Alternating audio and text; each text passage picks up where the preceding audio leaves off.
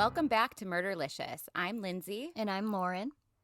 And today's case takes us back to 1992 in Springfield, Missouri, where three women, Stacy Mccall, Susie Streeter, and Susie's mom, Sherrill Levitt, all disappeared without a trace. The case is often referred to as the Springfield 3, or the 3MW, which stands for the Three Missing Women case. There are a lot of things to unpack here, and we're going to try our best to navigate through this in the least confusing way possible. First, we will briefly introduce you to the three women. Then we will go into detail over what happened the night they disappeared and the morning after. Then later, we will discuss more details about the women, the investigation, the tips, the suspects, the theories, and the rumors. First up is Sherrill Levitt. She was 47 years old, 5 feet tall, 110 pounds, with short light blonde hair and brown eyes. She was a hairdresser at the local salon and a single mother with 2 kids named Suzie and Bart. She was really close to her daughter, Suzie. She was raised in the Seattle area and married and divorced at least twice for sure, possibly 3 times. It's been reported differently depending on what news source. Her first husband was Brent Streeter. They were married from 1964 to 1973, and they divorced right after Suzie was born. And Brent Streeter is Suzie and Bart's dad. Don Levitt is Cheryl's second husband. They were married in 1980, and they moved from Seattle to Springfield. And he moved back to Seattle after they divorced in 1989, and he got remarried. And Sherrill bought a new house to downsize after their divorce that she was planning on fixing up and flipping, so they had just recently moved into this new house prior to the disappearance. Next, we have Susie Streeter, which was Cheryl's daughter. She was 19 years old, 5'2", 102 pounds, with shoulder-length blonde hair and brown eyes. She had a scar or birthmarks on her upper right forearm and a small mole or tumor on the left corner of her mouth, which will come into play later. She was self-conscious about it, but they didn't really show up in photos. She worked at the local movie theater, and prior to that, she worked as a receptionist at a local health club. She was close with her mom, but also their relationship was a little tumultuous. She moved out twice, once to live with a boyfriend and once to live with her brother. And it could have been a typical mom-daughter high school relationship where you're mad at each other and you fight, but you still love each other type of a thing. Susie was born with a learning disability and cosmetic defects, like we talked about with the small mole/tumor. Susie's dad, Brent, told Sherrill that they should get a divorce to qualify for welfare to be able to afford Susie's medical care. And as soon as Sherrill was discharged from the Seattle hospital's maternity ward, she packed all of her husband's belongings and put them on the front porch, and they never lived together again, and they divorced shortly after. Susie was described by her friends as very fun and funky, and she loved to experiment with fashion, and she was just a really fun and happy girl. And last, we have Stacy Mccall. She was 18 years old, 5'3", 120 pounds, with long, dark blonde hair down to her hips and light eyes. She worked at the Springfield Gymnastics Center. She was popular. She got good grades. And she even worked part-time modeling wedding dresses at a local bridal shop. Like we said earlier, these 3 women disappeared without a trace. And what's notable is that the fact that Stacy was even with Susie to begin with, because although they were really good friends when they were little, they had grown apart in recent years. And they were still connected through a mutual friend named Janelle Kirby, but friends were surprised to learn that Stacy was sleeping over Susie's house. So Saturday, June 6, 1992, Stacy and Susie attend their high school graduation ceremony at Kickapoo High School.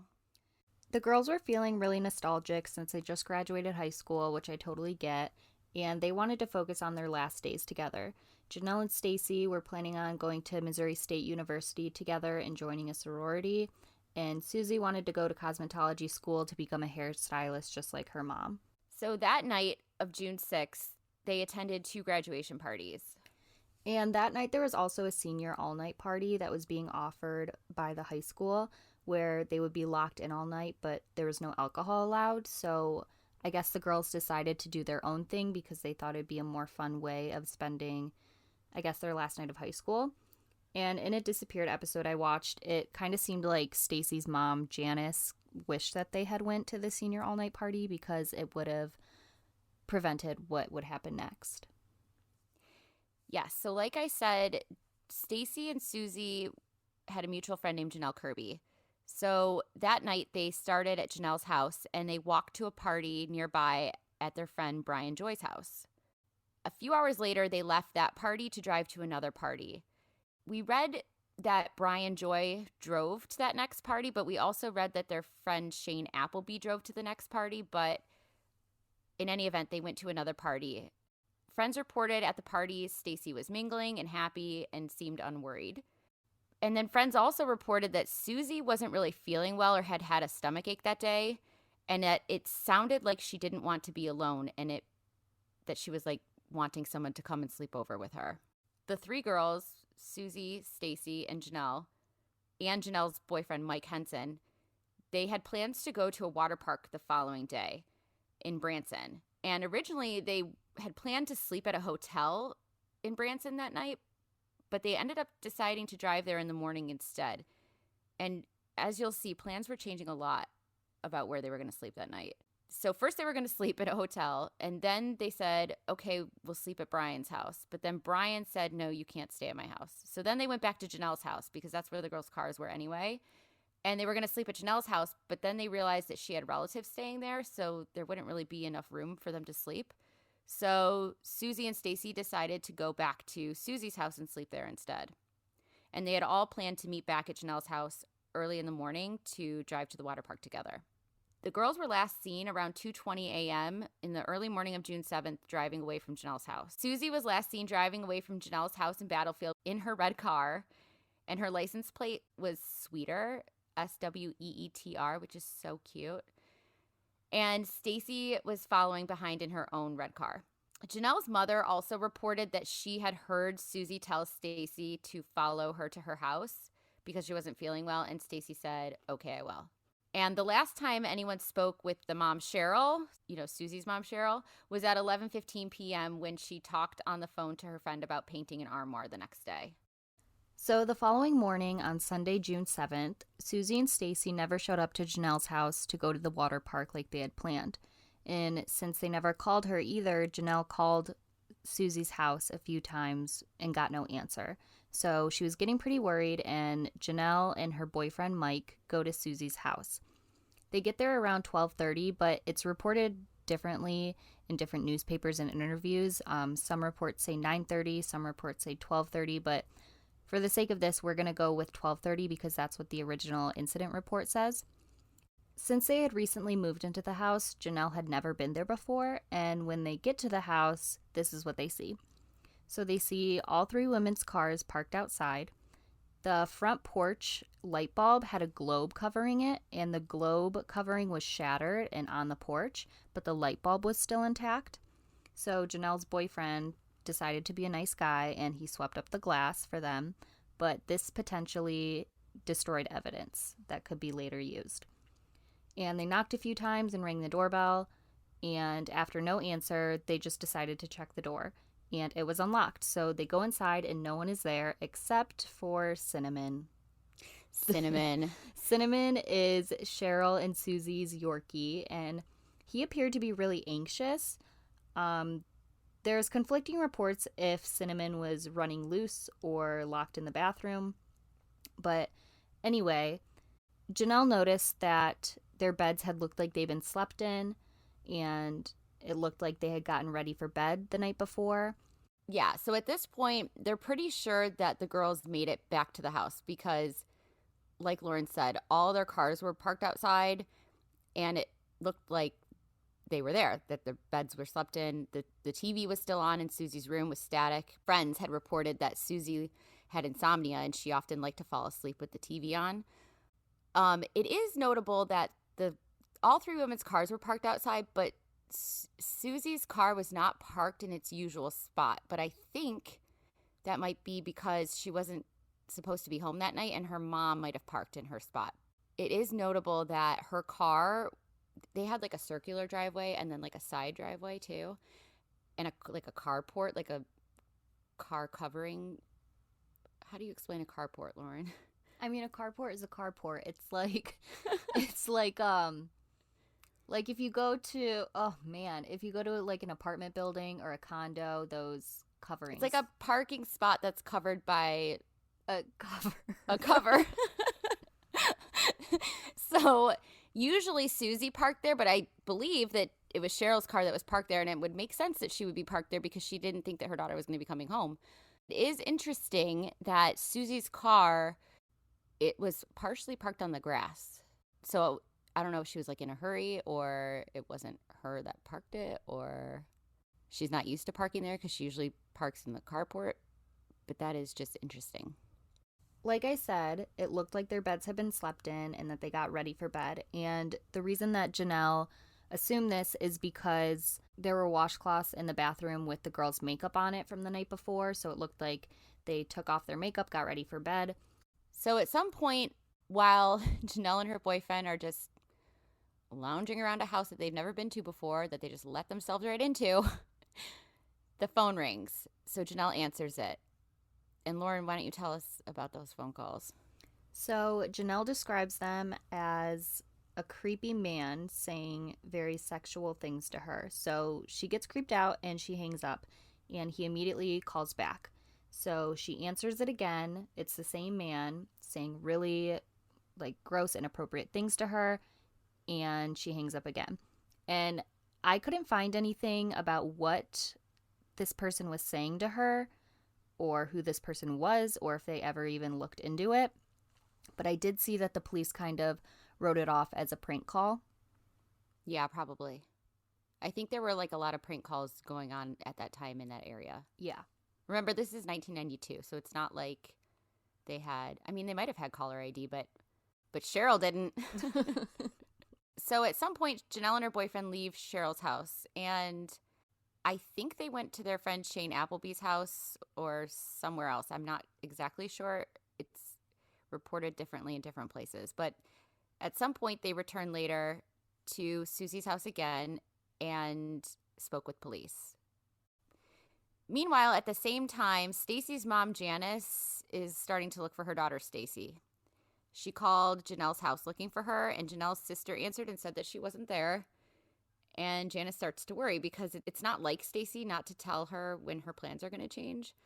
So Janelle's sister told Janice that Stacy was at Susie's house. So Janice tracked down Susie and Cheryl's phone number and calls their house, but nobody answered. Sometime in the evening, either around 5:30 or 7:30, again, like I said earlier, the interviews and news reports are conflicting, but at some point, Janice goes to Cheryl's house. And she pulls up and she sees the same thing that Janelle saw. But she also notices that all three women's purses are lined up in a row. And inside the purse of Sherrill was $750 in cash and some uncashed checks. She also notices Stacy's clothing that she had worn the night before folded neatly in a pile, and that the jewelry that she had been wearing was tucked into the pocket of the shorts. The only thing, she also noticed Stacy's makeup was still in the bathroom. And she said in interviews later that no teenage girl is going to go anywhere without her makeup. But she said that Stacy's T-shirt and underwear were the only things that were missing. And that would kind of make sense because she probably was, going to wear that to sleep. She noticed Stacy's bathing suit was still there. She noticed Susie's overnight bag was there. She noticed that the three women's purses were in Susie's bedroom, which she thought was really odd. I did hear something saying that Susie's bedroom was right off of the front door to the house. I feel like if your bedroom is right off the front door, I can see where that could get mixed up of kind of what room it is.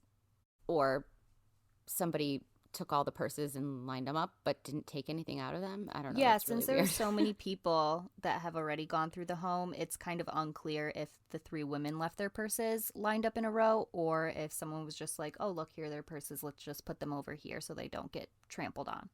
So at this point, Janice is like, we need to call the police. So she called the cops and reported the three women missing. And at that point, 16 hours had passed since anybody had last seen them. And while she's waiting for the police to arrive, she notices the light on the answering machine blinking, that there was a message. So she hits play. And she says that there was a strange message from a man on the machine, but she doesn't remember what it said. And unfortunately, by listening to it, she erased it. So the police think that maybe it's unrelated to what happened. They also think that it's unrelated to the phone calls that Janelle had received earlier at the house. I don't know why they can think that if they never heard it, but yeah. No, I agree. I don't know why they think it's unrelated. I don't have any information on if they ever tracked down the phone call, like who it was that was calling them. But they did kind of rule them both out as pranks because, like we said, there was a lot of prank calls happening in the area. But at the same time, I feel like they should have been taken more seriously. And who knows if they have. I mean, obviously the police haven't released everything, but I can't really see them being pranks after a night where 3 women mysteriously vanish. At some point in the evening, the police finally arrive to a contaminated crime scene because at that point, 10 to 20 people had already gone through the home. Yeah, I mean, you have Cheryl and Susie's family who are looking for them. You have Stacy's family looking for her. And then you also have Janelle and Mike and possibly Janelle's family looking for her friends. But at the time, nobody thought it was a crime scene because it didn't look like it was a crime scene. Nothing was out of place. It didn't look like a struggle had occurred. Except for the porch light. Except for the porch light. But even then, the porch light, the bulb wasn't broken and the light was still on. So maybe perhaps the covering had just spontaneously fallen off, or maybe it was knocked off on purpose, or, I mean, we don't know. That's the only real sign of a struggle. I did also read somewhere in a Web Sleuth forum that there was a report that the blinds in Susie's room were cracked or bent, but I couldn't find that in any report to corroborate that. So I don't know if that's true, or even if it was true, I don't know if they know that it happened that night. It could have been there earlier. So the police noticed that Cheryl's bed appeared to be slept in. Next to the bed was a book open with some glasses, so it looked like she had been reading before bed. Her cigarettes, keys, purse, money, and dog were all left behind. The TV was still on, the static channel in Susie's room. I don't know why nobody decided to turn the TV off. Yeah, all day the TV was left on. Yeah, all day. Also, what's really interesting about Cheryl's cigarettes being in her purse is that she was a really big chain smoker, and it was reported by all of her friends and family that she would never leave the room without a cigarette, so she wouldn't leave her house without a cigarette. I mean, we don't know how many cigarettes were in the pack, but it seems unlikely that if you're a smoker, the one thing you're going to leave behind won't be your cigarettes. No, yeah, definitely. They said that she wouldn't even leave a room, let alone the house, without them.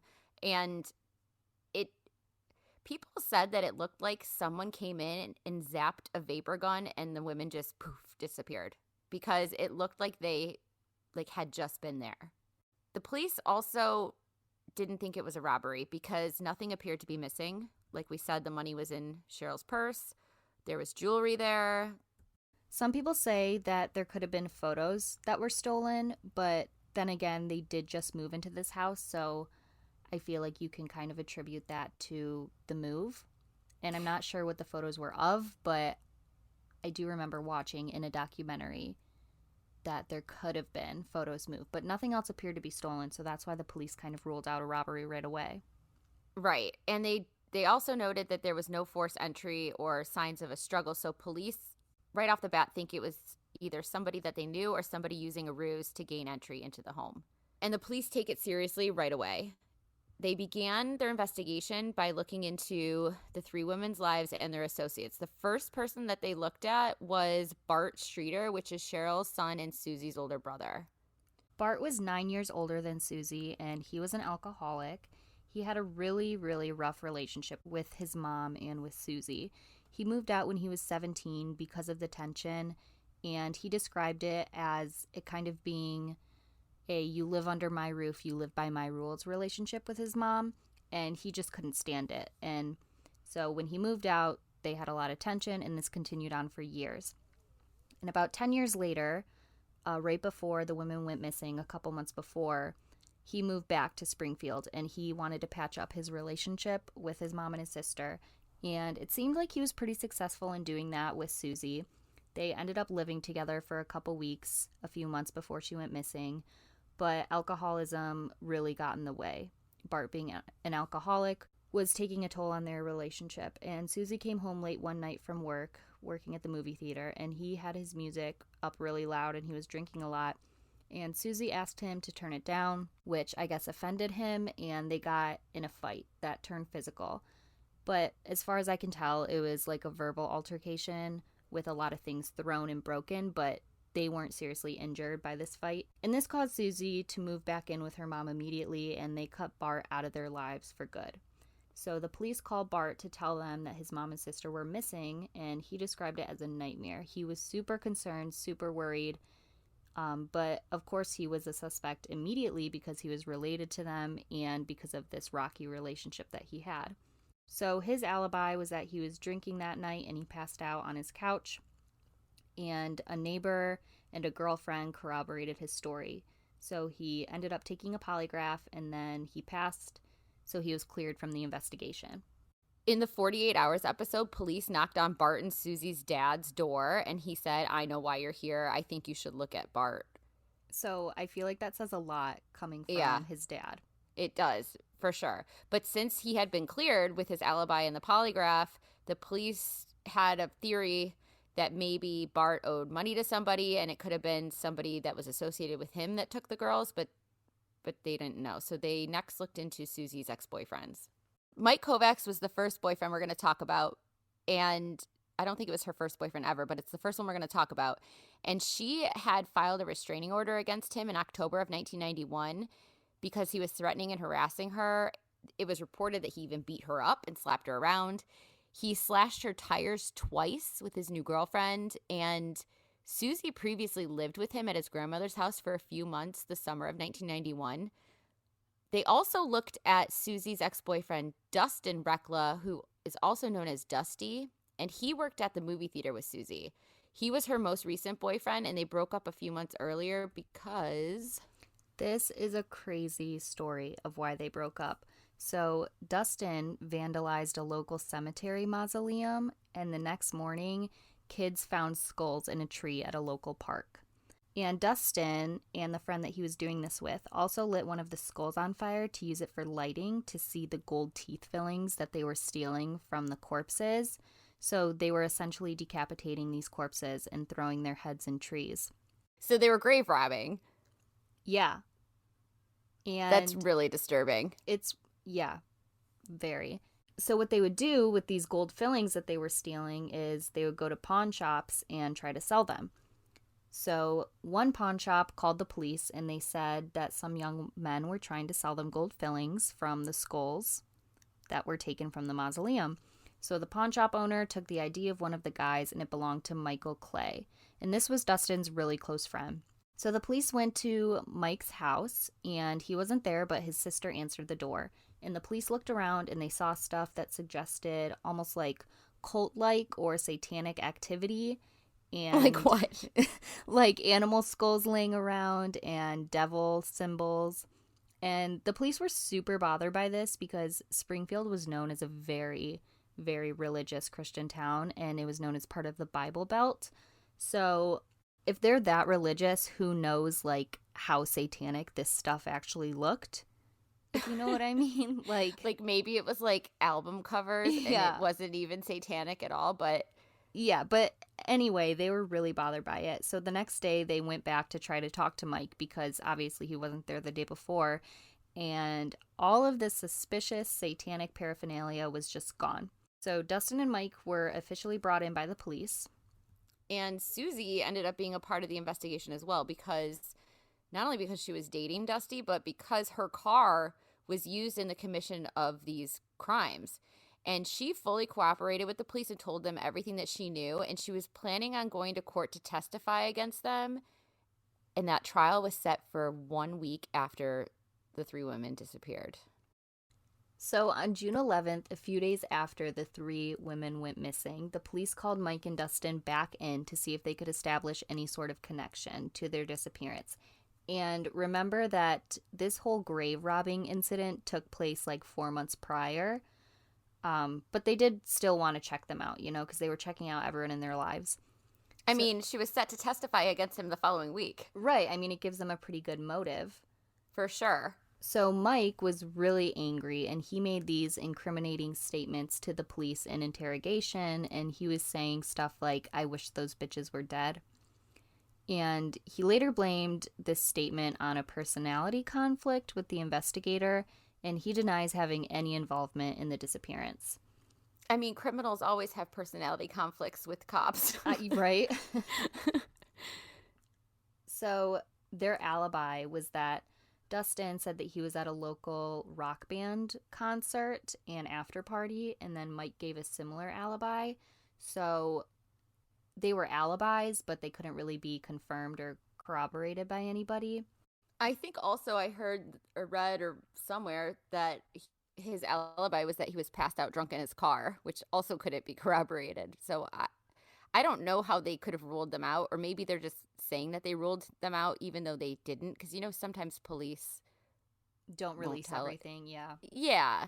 So it does seem really weird that these guys who are capable of robbing graves, so touching dead bodies, and then decapitating them and lighting them on fire and just right, throwing them into trees, right, and they have the strongest motive in this case, which is that she was going to testify against them.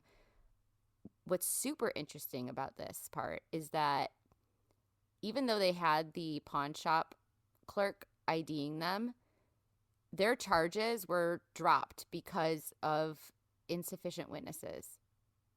So if it was them and they got rid of them, it worked, because they never ended up being convicted for the grave robbing. But both boys took polygraphs and they passed. So the police let them go. So although 3 women did vanish and were never seen again, there were a couple of sightings that we need to talk about, even though they have been unconfirmed. The first one is by a store clerk named Steve Thompson, who worked at the APCO. And this APCO store was only a mile away from the second party that the girls were attending that night. The store clerk said that Sherrill rushed into the store around 2:15 a.m. and asked the clerk if he had seen her daughter and her 2 friends. And the clerk said no, and Sherrill quickly left. But friends say that it would be very unlike Sherrill to go out in the middle of the night to look for Suzie, especially without calling the homes of her friends first and without her cigarettes. And Sherrill knew that Suzie was supposed to be staying at Janelle's house, but she never went to look at her at Janelle's house, and she never called Janelle's house. And also, there was another worker at a place nearby that said that he saw the same woman too, but that it for sure wasn't Sherrill because that lady had hair that was longer than Sherrill. The same store clerk also claimed that he saw Suzie and Stacy earlier that same night at 10:30 p.m. and that they came in and bought some items and left in separate cars.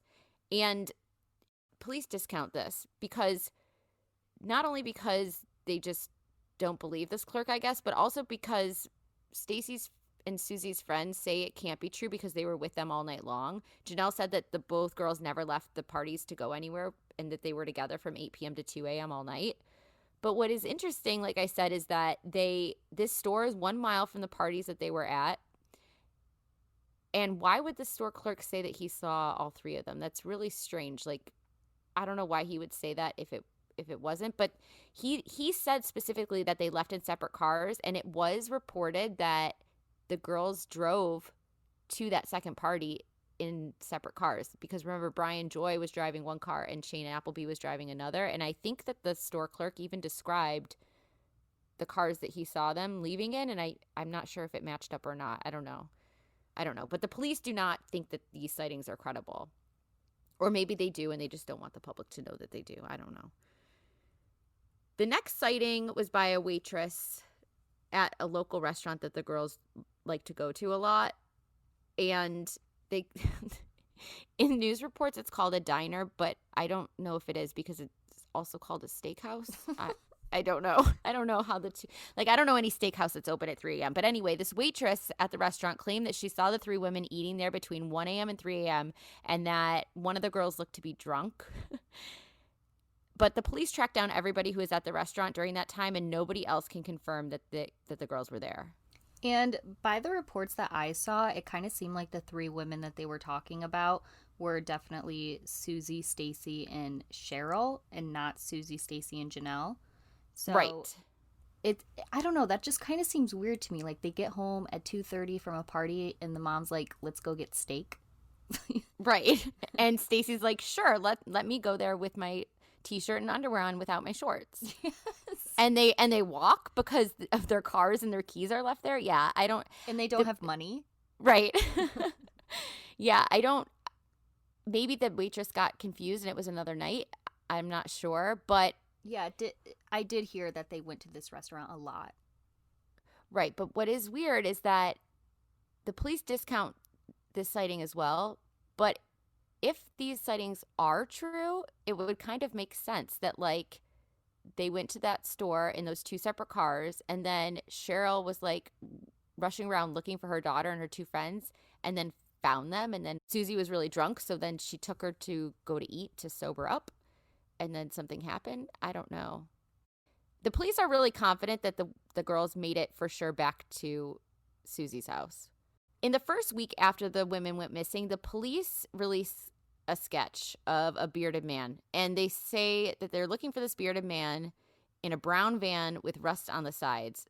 And apparently this man was seen 3 times in 2 days near Cheryl and Susie's house, standing and sitting on the grass. Like, what the fuck? Just standing there.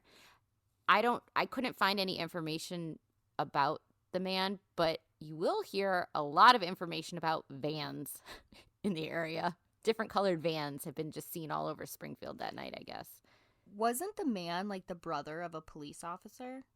That would make sense why nobody ever brought him up again. There are theories that it could have been a police officer or somebody impersonating a police officer because there was no forced entry. So if this bearded man is the brother of a police officer, that is really interesting.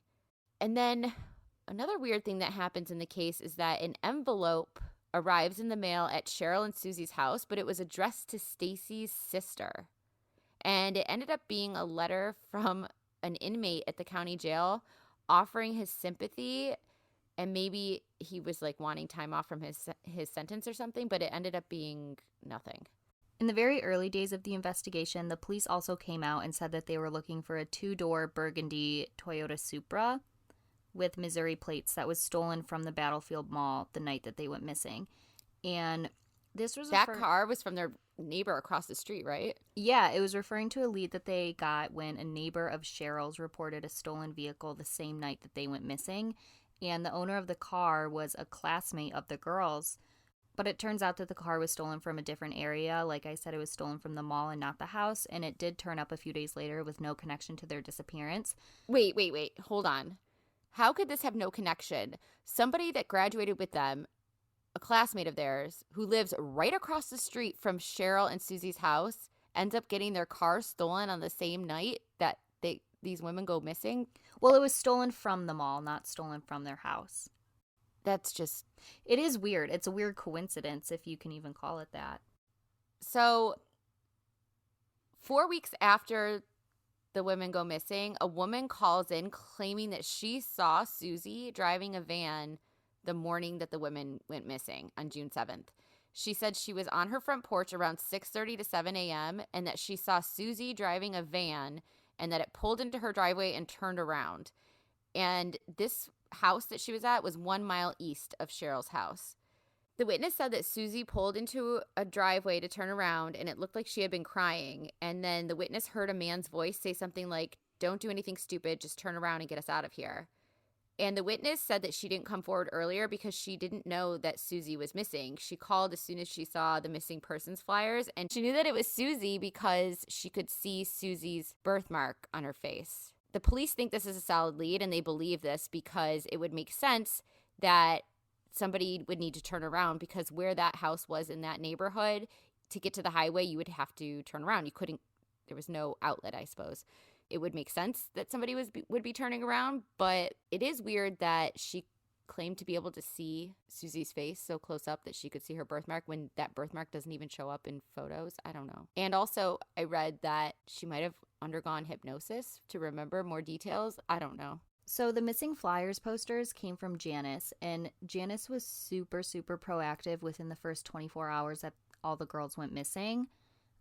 She got the photos from graduation the day before developed immediately, and then she started going to all these local stores and businesses and asking them to hang up their flyers in the window and put each flyer in a shopping bag, and all the store owners were super nice and agreed to it. So very soon their flyers were posted all over Springfield. This witness, the police think it's a solid lead, and they launched an official search for this van. It was a Dodge van that was silver to green, and the police bought the same model van and painted it that color and parked it outside the station with a sign asking people to contact them with any information. And a paper boy came forward and he said that he saw this van, but he thought that it was brown. So for a while, they looked for green vans, they looked for silver vans, they looked for brown. They kind of looked for every color of this model, and they searched thousands of vans, but they found nothing. But the police do remain firm that this sighting shouldn't be discounted, and they say that it's credible, but again, it's hard to know for sure. But it is still a very important sighting in this case. Yeah, and something about vans in this case. So apparently, the witnesses had reported seeing a van like creeping around the neighborhood in the days before. And there was a van that was found abandoned in a camping ground, like in another state. But it was not related to the case, they said.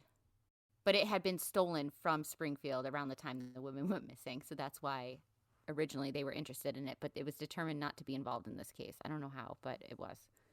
Another interesting thing to point out that happened around the time the women went missing was that a woman went into a fur and bridal store for a minute, and she left her car running with her 3 kids inside.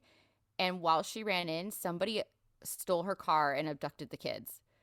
And the woman's name, coincidentally, is Janelle. And 2 witnesses, Karen Thomas and her son, coincidentally, again, Dustin, heard the news report of the car, Bolo, which is Be on the Lookout, and they saw the car with the kids in it, and they went to the closest store and called the police. And the police found the car and the 3 kids, and they were all okay. The kids later said the man was mean and swearing a lot and said that he was going to drive them to Branson to spend the night in the woods, and if they weren't quiet, he would kill them. And the police did end up catching that guy, and he was put in jail. And the police don't think that this was related to the Springfield 3, but it was still interesting that it happened around this time. The next notable thing that happens is December 31st, 1992, a man called the America's Most Wanted hotline, and he claimed to have had prime knowledge of the abductions. But the call was disconnected when the switchboard operator tried to connect them with the Springfield police, and the police publicly pleaded for the man to call back, but he never did. So, Lauren, why don't we talk about other suspects that come into play in this case? So like I said, Janice was super proactive, and she ended up getting this case on national news. So the police got a tip from a Florida family who was watching the news, and they saw the story about the Springfield 3. So the brother of a woman named Sharon Zellers called the police saying that he thinks they should look into a man named Robert Craig Cox. But first I'm going to give you a little overview of Sharon's story just to give you a little bit more context. So Sharon had just gotten off of work late. She was 19 years old. I believe she worked at Disney World or Disneyland, whichever one's in Florida. And she ended up being abducted and murdered. And Robert Cox had just graduated from his basic training as an Army Ranger, and him and his family took a trip to Florida to celebrate. So late the night that Sharon was abducted, he went back to the motel where him and his family were staying, and he was covered in blood, so his mom rushed him to the emergency room. He also had a portion of his tongue bit off, and he claims that he bit his own tongue, but the nurse said that this was impossible because the way that it was bitten from the outside, I guess. So Sharon's body was eventually found in a sewer near the motel that Cox was staying at, and like feet from his room, like 350, like right there. Yeah. And since this was in the 70s, DNA wasn't really great yet, so he wasn't charged with anything, and he went on to California with the Army. And while he was there, he was convicted of abducting and assaulting 2 more women on 2 different separate occasions, and he was in custody in 1985. So now they decided to try him for Sharon's murder. He was found guilty and he was placed on death row, but his sentence was overturned by the Florida Supreme Court because they said that there wasn't enough evidence to convict him. Oh my God, this was crazy. Like the jurors were interviewed that like voted for him to get the death penalty, and they were like, "We will never sit on a death penalty case again. Like I can't believe that we said that he was guilty and then they're gonna reverse it." Right. So he did serve his sentence for the 2 abductions, though, and he was paroled in 1992, and he moved back to his hometown. And his hometown was Springfield, Missouri. So the Zellers family they were keeping really close tabs on him themselves because there weren't really big databases back then. So when they saw the news and found out that he was living in that area, they immediately called the Springfield police. Robert Cox's jobs were something that stuck out to the police immediately that made them suspect him.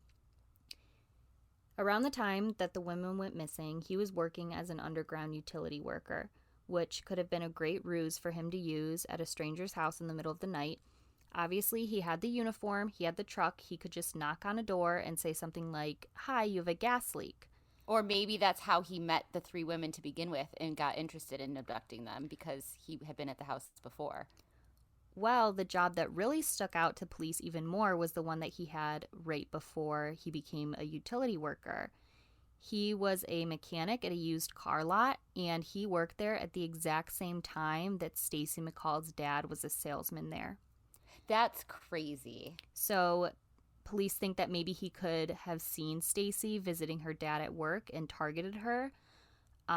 This is a possible lead, but the investigators eventually came to the conclusion that since the girls decided to stay at Susie's house so late in the night, that it couldn't really have been a planned abduction.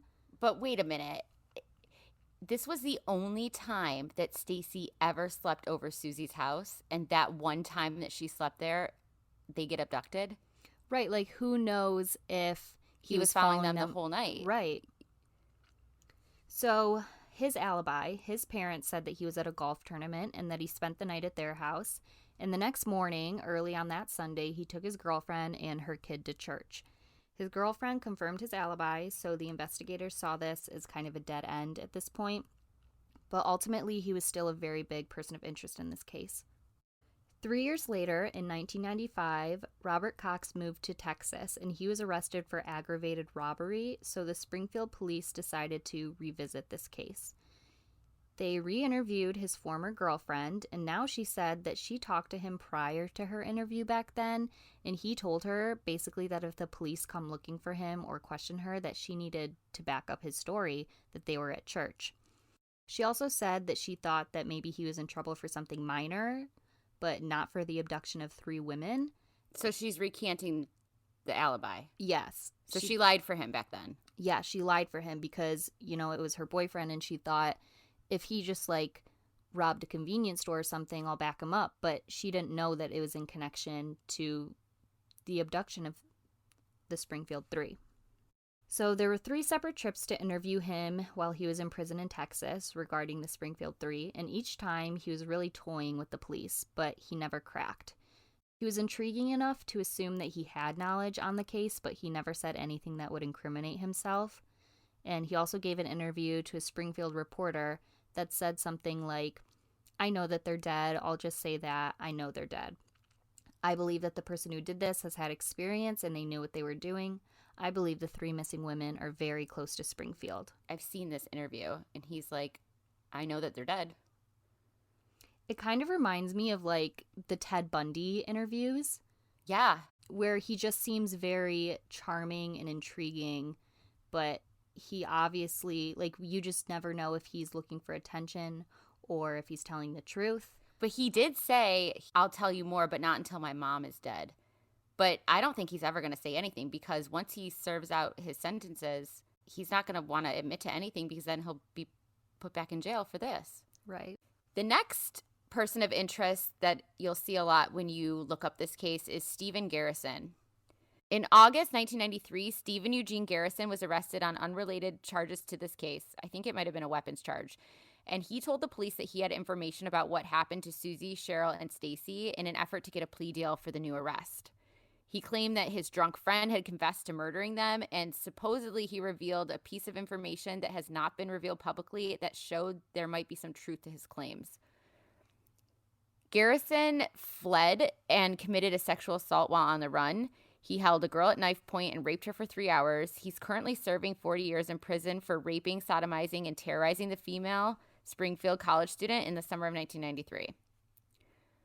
Garrison told police about a farm where he claimed that the 3 women were buried, Stacy, Suzie, and Sherrill. The place that he led them to is a property owned by a guy that pled guilty to 2 counts of murder after a drug deal went awry, and cops searched that property before and now searched it again, and no bodies were found, but supposedly other items were found. And I can't find any information about this because a judge issued a gag order preventing the police from saying more. And I don't know if this gag order was because they did find information related to Stacy, Susie, and Sherrill, or if they found items related to other cases. But whatever they found, the judge issued a gag order because it could be used in court later in some case, but we just don't know which case. What's really interesting about Garrison is that Susie's ex-boyfriend, Dusty, his girlfriend at the time of the disappearance lived with Steve Garrison because her mom was dating him.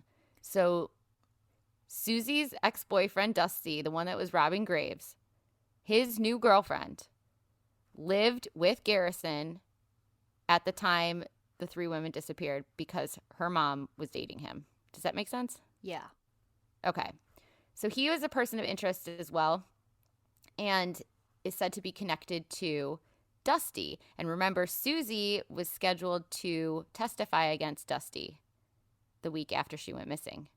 Another person of interest that's mentioned along with Garrison and Dusty's friend Michael Clay, the grave robber, was another friend of theirs named Joseph Rydell. And he was involved in the grave robbing with Dusty and Michael Clay.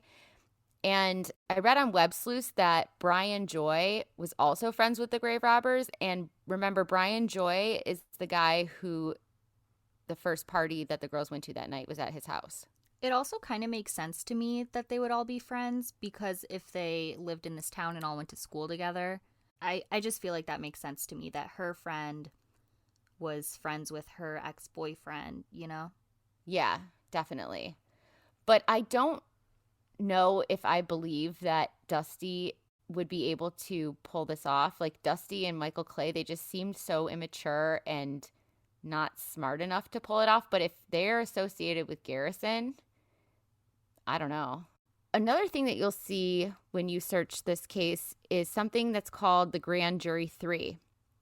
So apparently there was a grand jury hearing about this case where a 36-year-old man from Springfield, a 28-year-old man from Kansas, and a 28-year-old man who was originally from Cedar County, Missouri, were all called. And they were recent paroles from the Kansas system who arrived in Springfield a month before the abduction. And since the grand jury is conducted in secret, we don't know what, if any, connection these people had to the crime or who they were. But it is rumored that Steve Garrison was one of them. And I also read somewhere that Dusty's girlfriend testified at the grand jury. So his new girlfriend that was living with Steve. Right. But no indictments were ever issued as a result of it. Other persons of interest or people that you'll see mentioned when you search this case, there's somebody called the Peacock Brothers. And apparently they are two brothers that seem to be in the area of missing and murdered women a lot. And they're also suspects in the Angela Hammond case, which that case is often mentioned alongside as a possible link to this case when you Google it. We're not going to get into the details of that, but it is just something to mention. Another person of interest is Gerald Carnahan. You can look more into him on the Streeter family blog, which we'll have in the episode notes. I wasn't really sure how it connected to the Springfield 3 missing women case, but the Streeter family blog knows something that made them post this as one of their posts that he was a person of interest. He was convicted of first-degree murder and forcible rape for the death of Jackie Johns that happened in 1985. Investigators believe that he raped and beat her when she was 20 years old and dumped her body in Lake Springfield. So I guess that could be the connection. He was charged in 2007 because DNA evidence obviously became better over the last 22 years. Right. So those are all the persons of interest / suspects in the case. And now we're going to go over some other theories that the police and other people have been entertaining. The first is that it was a serial killer / random transient. And it is really weird that there were so many serial killers operating at this time in Springfield, Missouri. The fact that all three women were taken without any struggle suggests that they knew the person, but the killer could also have had a gun or there was more than one person, or they used a ruse to gain entry, like a gas leak or impersonating a police officer. And if this were the case, it would have had to have been very planned. They would have had to have had everything they needed to take the women without leaving anything behind or any fingerprints or any evidence. And so it seems like this case was very carefully planned and that the person was really prepared and experienced. So maybe it was a serial killer who was experienced and prepared with like a kill van. I don't know. Another theory that they looked at was a known associate of Suzie or Sherrill that was involved with drugs or gangs. There were local rumors that Sherrill had a cocaine dealer that she owed money to. Locals to the area say the rumor is that Sherrill was friends or dated somebody involved in drugs and that they were abducted and murdered because of that involvement or because they owed money. But I don't know about this because we know it wasn't a robbery. There were all the valuables in the house. The money and the checks that were in Sherrill's purse were untouched. I don't know. I just don't think that this would have been something involved with drugs because if it's because they owed money, like they would have taken the money, right? An informant did come forward and said to the cops that Sherrill had a cocaine dealer that she owed money to. The supposed dealer said that he didn't deal drugs or even know who Sherrill was, and he passed a polygraph, so that was discounted. There were rumors of a motorcycle gang that could be involved, but that never panned out. There was also rumors that it could have been a cop or somebody impersonating a cop. And this theory kind of makes sense because there was no forced entry to the house. There was no signs of a struggle. People think that it could have been somebody of authority and a cop would have been able to gain entry and subdue all three girls and cuff them at gunpoint or get them to enter a police car. And a police car would be a good vehicle to kidnap people in because you can't escape from the backseat of a cop car. But somebody impersonating a cop would also be able to do all that without the cop car, I guess.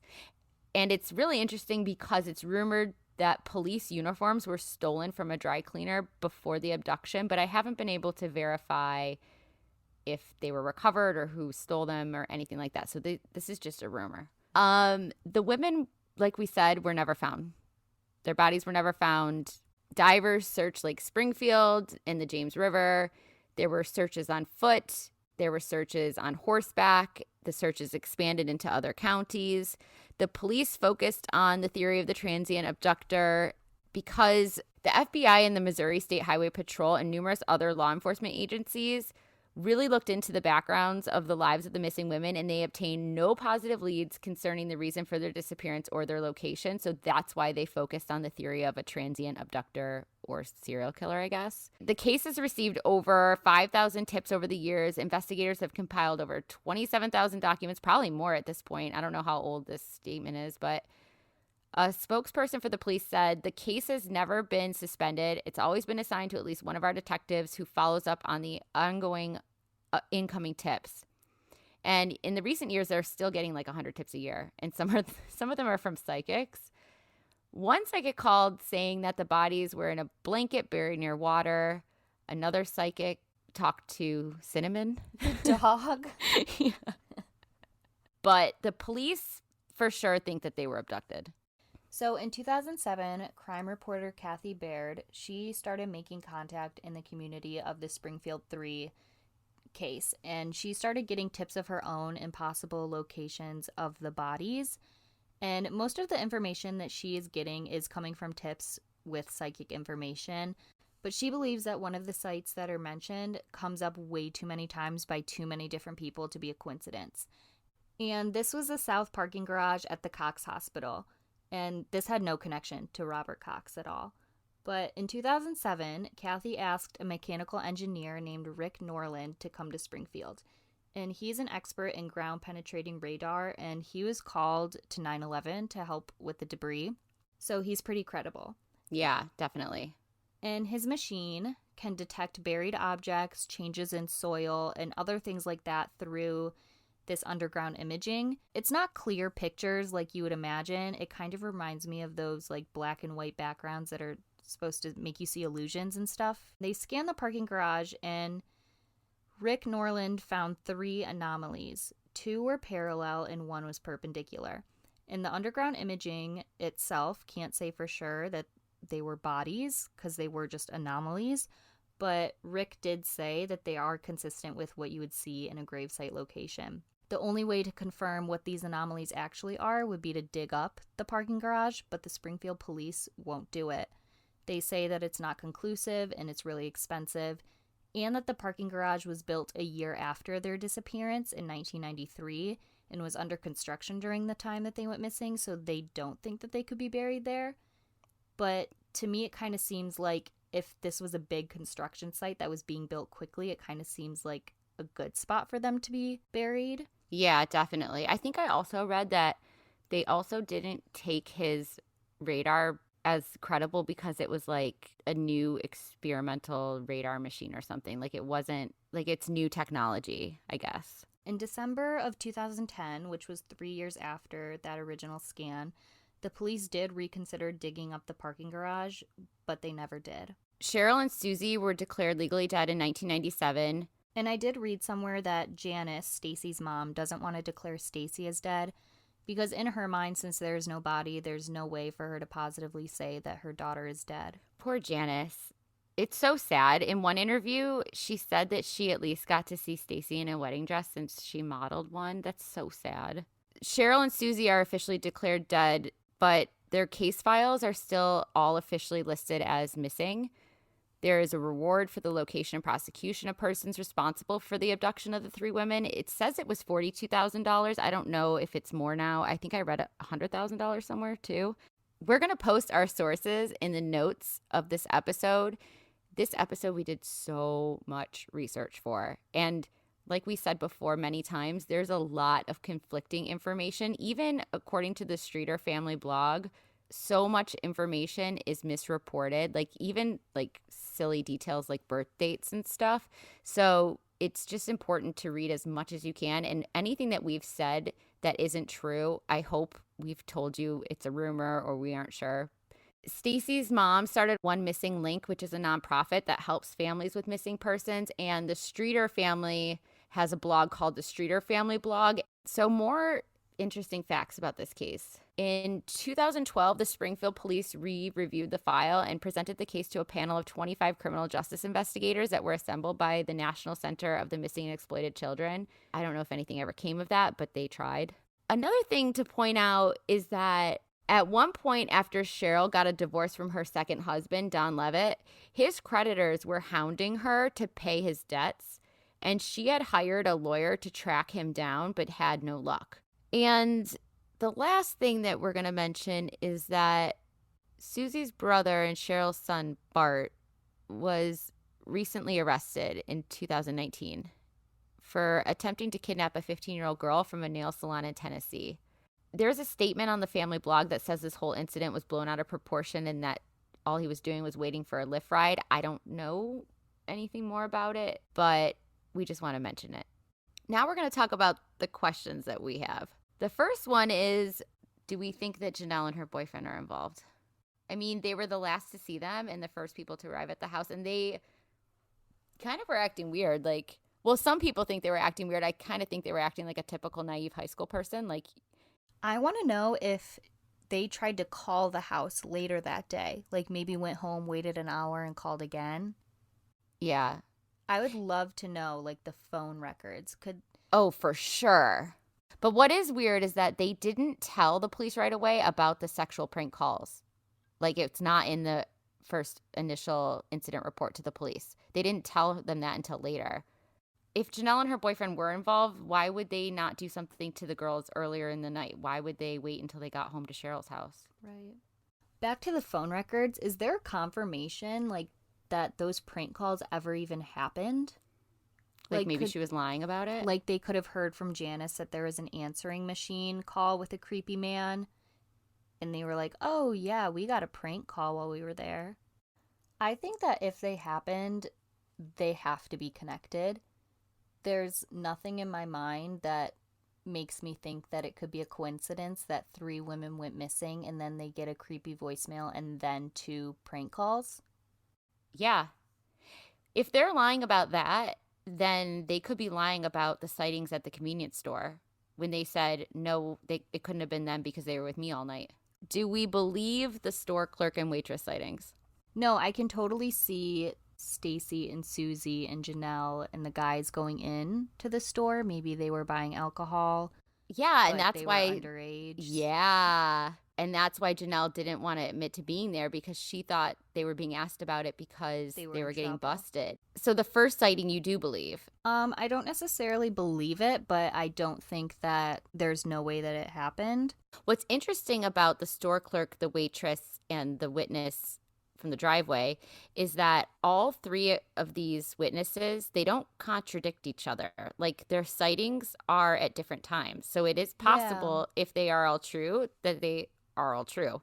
So what do you think about the credibility of psychics in general, Lauren? I mean, if you know me, you know that I'm like a really big believer in that stuff. I think it's really interesting that they all led to this one parking garage that just happened to have 3 anomalies that fit with what you would see in a grave site. Oh God, yes, the parking garage Yes, I think they definitely should be digging that up. Like, what is holding them back from not digging it up unless it's some sort of cover up?